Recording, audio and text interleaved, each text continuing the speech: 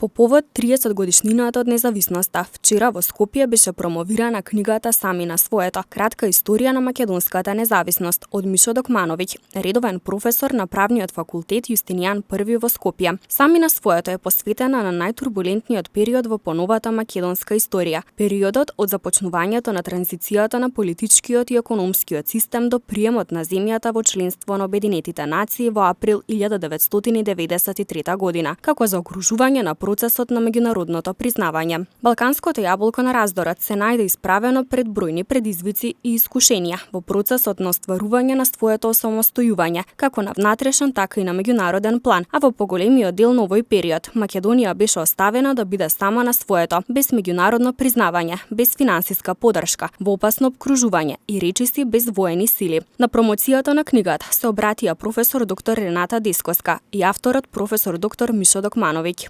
Оваа книга е вистински потсетник на првите чекори кои што ги правевме на патот на осамостојувањето. Како што кажува и самиот наслов, книгата го опфаќа периодот 1990-93 година,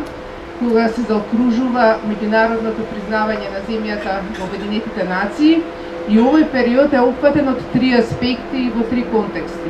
Се тргнува од причините, историските корени на југословенската криза, политичките и економските фактори на генерирање на таа криза. Вториот контекст и централниот дел на книгата е всушност внатрешно политичките состојби во Македонија во тоа време и нивното влијание на процесот на осамостојувањето, при што посебен акцент е даден на воведувањето на повеќе партискиот систем, програмите, заложбите на политичките партии. Не изостануваат ни дебатите кои што се во собранието во тој период. Можеме да ги видиме и изворно ставовите на политичарите во тоа време околу тој цел процес на осамостојување. И третиот контекст кој што го содржи оваа книга е процесот на меѓународна верификација на осамостојувањето на Република Македонија во тоа време, со тоа што овој контекст е даден преку сите фази на она меѓународно признавање, почнувајќи од мислењето на арбитражната комисија, политиките на Европската заедница во врска со прашањето на нашето меѓународно признавање, процедурата во Обединетите нации, ставовите на големите сили, ставовите на соседите во тоа време во процесот на осамостојувањето, отворените прашања кои што ги имавме со нив, оние кои што се наметнуваат како услов за нивно признавање, за наше признавање. Книгата навистина се темели на едно обемно истражување, значи не илјадници, туку десетици илјадници страни се консултирани во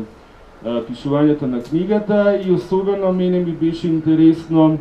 во делот на ова Рената што го спомна на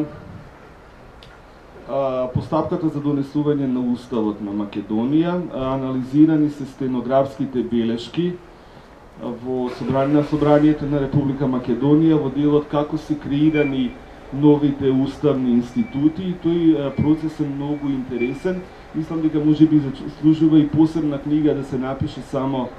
за тоа и нормално процесите поврзани со самостојувањето на Македонија и односите со соседите и доколку имате можност ве охрабрувам да го прочитате и тој дел, ќе видите колку се чини дека историјата се повторува, ние не учиме од нашите грешки од минатото. Книгата е објавена во издание на Фондацијата Фридрих Еберт од Скопје, а може да се најде и во електронска форма.